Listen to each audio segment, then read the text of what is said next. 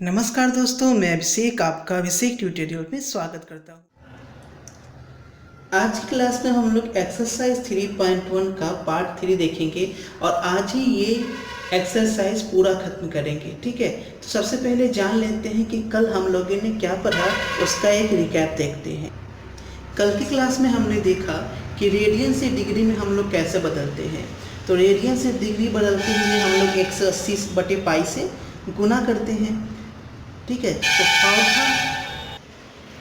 जब पाई नहीं रहता है क्वेश्चन में तो हम पाई का मान हटाने के लिए 22/7 रखते हैं। ठीक है, इस तरीके से गुना करने पर जो फाइनली आंसर डिग्री में आ जाता है उसके बाद हम लोग भाग देते जाते हैं। तो जो शेष बचता है शेष को लिख लेते हैं और 60 से गुना कर फिर भाग देते हैं तो वो मिनट में आ जाता है। फिर भाग देने पर जो शेष बचता है, जैसे यहाँ 5 शेष बचा तो 5 × 60 कर फिर भाग दिए तो वो सेकेंड में तब्दील हो गया। ठीक है, उस तरीके से हम लोग सेकेंड में चेंज कर लेते हैं। ठीक है, तो ये आंसर हो जाता है डिग्री, मिनट और सेकेंड। ये कल की क्लास में हम लोगों ने जाना था। तो आइए आज शुरू करते हैं आज की क्लास। क्वेश्चन नंबर 2 का सेकेंड हम लोग देख चुके थे, तो 2 का थर्ड में देखिए यहाँ बोल रहा है कि 5π/3 रेडियन को आप चेंज कीजिए डिग्री में। तो क्या करेंगे, 180/π से हम लोग गुना करेंगे। तो यहाँ पे करते हैं 5π/3 × 180/π, तो ये डिग्री में हो जाएगा।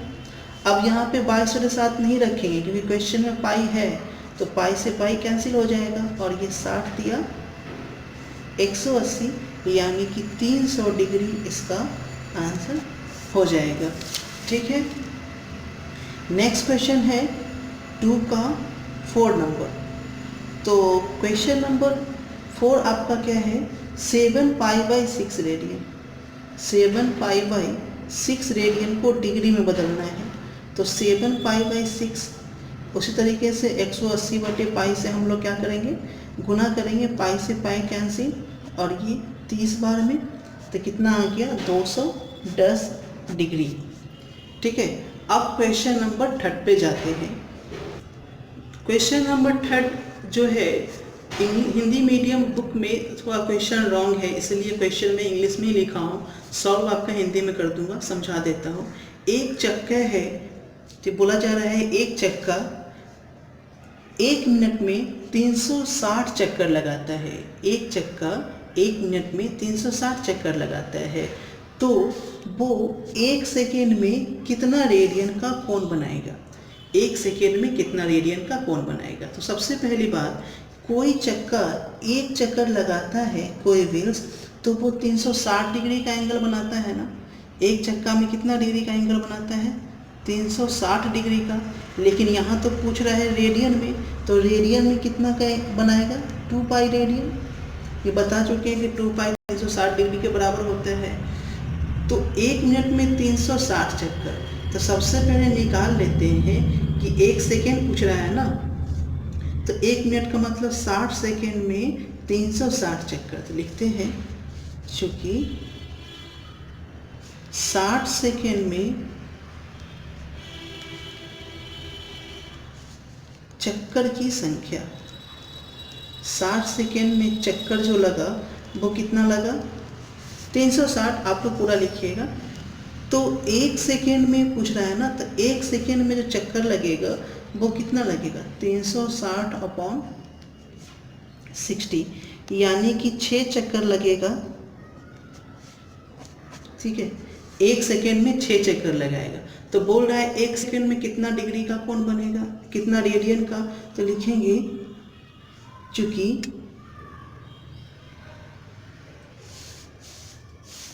1 चक्कर में बनाया गया कोण, 1 चक्कर में कितना डिग्री का कोण बनाता है, बनाया गया कोण 2π रेडियन। रेडियन में पूछ रहा था 2π रेडियन, इसीलिए 1 सेकेंड में पूछ रहा था, तो 1 सेकेंड में कितना चक्कर, 6 चक्कर। तो 6 चक्कर में कितना कोण बनाएगा, 2π × 6। इसका मतलब 12 पाई रेडियन का ये कोण बनाएगा 1 सेकेंड में। ठीक है, अब बढ़ते हैं अगले क्वेश्चन की ओर। अगला क्वेश्चन क्या कहता है, बोल रहा है कि आप वो कोण बताइए जो किसी वृत्त पर त्रिज्या कितना है 100 सेंटीमीटर है और चाप की लंबाई जो है वो 22 सेंटीमीटर है। त्रिज्या 100 सेंटीमीटर, चाप की लंबाई 22 सेंटीमीटर है, तो कितने डिग्री का कोण बनाएगी। तो एक फॉर्मूला यहाँ पे हम बताए थे कि theta is equal to L by R radian होता है, वो पहली क्लास में ही हम बताए थे। ठीक है, तो यहाँ से दिया हुआ क्या है, यहाँ से रेडियस दिया हुआ है आपका, रेडियस दिया हुआ है कितना 100 सेंटीमीटर और चाप की लंबाई एल कितनी दी हुई है 22 सेंटीमीटर। तो थीटा बराबर क्या हो गया एल बाई आर रेडियन। तो एल कितना है 22 और रेडियस कितना है 100। तो ये तो रेडियन आ गया, लेकिन लाना है क्या डिग्री में ना। तो डिग्री में लाने के लिए क्या करना पड़ेगा हमें, आपको पता है क्या करना पड़ेगा 180 बटे पाई से गुना करना पड़ेगा, 180 बटे पाई से गुना करना पड़ेगा। तो यहाँ पाई का मान क्या हो जाएगा, पहले से काट लेते हैं, 5 दूना 10 और 9 दूना 18, यहाँ पे मान रखते हैं। अब तो कितना आ गया 22 इंटू 9 और यह 5 और पाई का मान 22 बटे 7, तो 7 ऊपर चला जाएगा, 22 से 22 कैंसिल हो गया, यानी अब जो आ गया कितना 63/5 डिग्री। अब इसे हम भाग देंगे तो 12 पचे 60 लगेगा, तो 12 डिग्री बच जाएगा कितना 3 बच जाएगा। तो क्या लिखेंगे 3/5 और मिनट में चेंज करने के लिए इसमें हम 60 से गुना कर देंगे। ठीक है, तो कितना और में कट गया 12 पचे 60, तो आंसर कितना हो गया 12 डिग्री और 12 तिया 36 मिनट। तो इसको ऐसे लिखेंगे 12 डिग्री और 36 मिनट आंसर हो गया ये क्वेश्चन नंबर 4 का। अब बढ़ते हैं क्वेश्चन नंबर 5 की ओर। देखिए नेक्स्ट क्वेश्चन बोल रहा है कि एक वृत्त का व्यास 40 सेंटीमीटर है और जीवा की लंबाई 20 सेंटीमीटर है, तो लघु चाप का लंबाई निकालिए। ठीक है, वृत्त पर जो लघु चाप की लंबाई है उसका मान क्या होगा। तो देखिए हम लोग क्या करते हैं, सबसे पहले एक वृत्त बनाते हैं, वृत्त। ठीक है, वृत्त का जीवा क्या होता है, वृत्त का कॉर्ड क्या होता है, वृत्त का व्यास भी एक जीवा होता है, लेकिन डिफरेंस क्या है कि व्यास वृत्त के केंद्र से होकर जाती है और जीवा वृत्त के केंद्र से होकर जा भी सकती है और नहीं भी जा सकती है। तो जीवा की जो लंबाई है वो आपका 20 सेंटीमीटर, क्लियर, और व्यास भी है 40 सेंटीमीटर। तो रेडियस कितना होगा, यहाँ अगर केंद्र है तो त्रिज्या कितनी होगी 20 होगी। आपको पता है कि त्रिज्या जो होता है वो व्यास का क्या होता है आधा होता है। ठीक है, तो यहाँ से लिखते हैं d बराबर दिया हुआ है 40 सेंटीमीटर, तो रेडियस कितना होगा 40/2 यानी 20 सेंटीमीटर इसकी त्रिज्या हो जाएगी। चाप की और क्या दिया था ये जीवा की लंबाई। ठीक है, जीवा की लंबाई, तो जीवा क्या है AB, जीवा AB की, जीवा इधर से ऐसे होगा ना, चलो इंग्लिश में लेते हैं। ठीक है, लेंथ ऑफ कॉर्ड दिया हुआ है, जीवा की लंबाई, लेंथ ऑफ कॉर्ड कितना दिया हुआ है 20 सेंटीमीटर, जीवा की लंबाई 20 सेंटीमीटर है। तो हमसे पूछ क्या रहा है कि केंद्र पर बनाया गया कोण नहीं पूछ रहा है, ये जो चाप की लंबाई है ना, ये जो चाप काटा गया, अगर इसका नाम हम कुछ दे दे C, तो ACB जो चाप हुआ यही चाप की लंबाई पूछ रहा है। तो चाप की लंबाई निकालने के लिए एक फॉर्मूला होता है theta is equal to L/R, लेकिन यहाँ पे R तो दिया हुआ है लेकिन थीटा तो पता है नहीं, जब तक थीटा पता नहीं होगा L का मान नहीं निकलेगा। तो क्या करेंगे देखिए, यहाँ पर देखिए कि अगर ए ओ बी एक त्रिभुज है तो ओ ए भी 20, ओ बी भी 20 और ए बी भी 20। ठीक है, लिखेंगे चूँकि ओ ए बराबर ओ बी बराबर ए बी बराबर कितना 20 सेंटीमीटर, इसीलिए कौन सा त्रिभुज है, इसीलिए ओ ए बी एक समबाहु त्रिभुज है, एक क्या बोलते हैं इक्विलेटरल ट्रायंगल, इसलिए ए ओ बी एक समबाहु, हिंदी में लिख देते हैं एक समबाहु त्रिभुज है जिसकी सभी भुजा बराबर हो। अब सभी भुजा बराबर है तो उस पर बनाया गया कोण क्या होगा, थीटा बराबर कितना होगा 60 डिग्री। आपको पता है समबाहु त्रिभुज में प्रत्येक कोणों का मान 60 डिग्री होता है ना, तो 60 डिग्री। तो इसको हम रेडियन में अगर चेंज कर ले तो 60 गुना कितना से गुना करेंगे 180 बटे पाई बटे 180 से गुना करेंगे डिग्री को रेडियन में चेंज करने के लिए। तो ये कितना हो गया पाई बाई 3 रेडियन। अब यहाँ से L का मान पूछ रहा था ना, तो थीटा बराबर L बाई आर होता है, तो L बराबर क्या होगा, L बराबर थीटा इंटू आर होगा। ठीक है, L बराबर थीटा इंटू आर, तो थीटा का मान हमेशा रेडियन में ही रखेंगे पाई बाई 3 और रेडियस का मान कितना था आपका 20, यानी इसका आंसर क्या हो गया 20 पाई बाई 3 सेंटीमीटर। यही आपका चाप की लंबाई, लघु चाप की लंबाई होगी। लघु चाप क्यों बोला, ध्यान से देखिए, क्योंकि ये ए से भी लघु चाप है। अगर बोलता मेजर अर्क यानी कि दीर्घ चाप तो इधर से घूमता चाप, ठीक है, इसलिए लघु चाप की लंबाई हो। अब बढ़ते हैं अगले क्वेश्चन की ओर, क्वेश्चन नंबर 6। देखिए क्वेश्चन नंबर 6 क्या बोल रहा है, इफ इन टू सर्किल, दो वृत्त है, ठीक है, और ऑफ द सेम लेंथ, क्या है चाप की जो लंबाई है वो एक ही लंबाई है, दोनों की चाप की लंबाई जो है वो बराबर है। ठीक है, तो मान लेते हैं, माना कि पहले वृत्त की चाप की लंबाई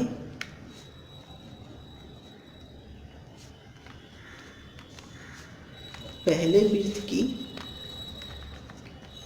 चाप की लंबाई बराबर L1 और दूसरे वृत्त की चाप की लंबाई L2। तो यहाँ से दिया हुआ है प्रश्न से क्या बोल रहा है कि दोनों की चाप की लंबाई क्या है बराबर है, लेकिन केंद्र पर जो बनाया गया कोण है पहला 60 डिग्री का बनाता है, दूसरा 75 डिग्री का। तो θ1 जो है वो कितना है 60 डिग्री।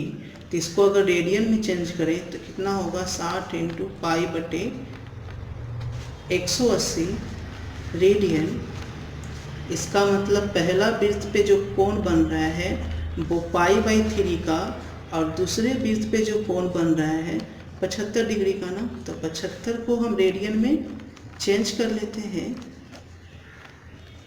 तो कितना 15 बचे 75 और 36 बचे 180, यानी और कटेगा ना 5 तिया 15 और 12 तिया 36, तो ये हो गया 5 पाई